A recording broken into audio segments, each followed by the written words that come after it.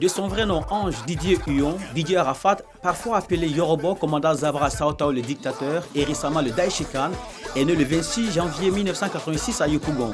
Chanteur, compositeur, producteur, arrangeur, Didier Arafat a eu sur la culture musicale ivoirienne une influence considérable.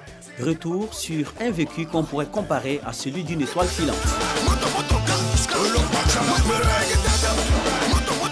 Depuis la sortie de son premier hit en hommage à Jonathan, Didier Arafat est devenu le chanteur le plus populaire du pays. Chacun des singles sortis a rencontré un grand succès.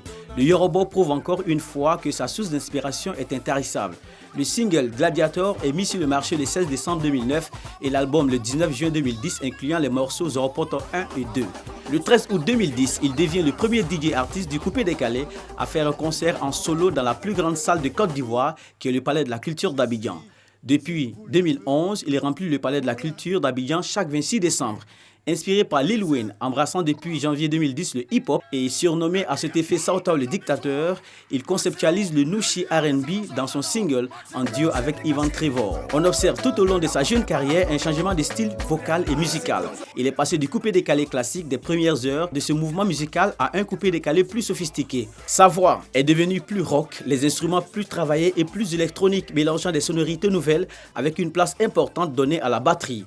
On parle aujourd'hui d'une sorte d'African rock et d'African electro. Le morceau Rage 202, par exemple, est un mélange de sonorités heavy metal et coupé-décalé. En 2012, il reçoit 2 prix, celui du meilleur artiste africain de l'année et celui du meilleur artiste masculin de l'Afrique de l'Ouest au Cora Music Award. Un sacre qui le positionne comme un ambassadeur de la musique africaine dans le monde. Fort de son assise sur le continent, il est souvent sollicité pour des collaborations.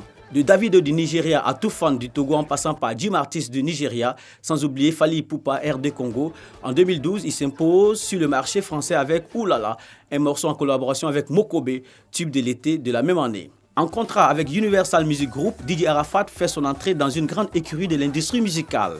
Mais malheureusement, ce 12 août 2019, le sort en a décidé autrement. Adieu l'artiste.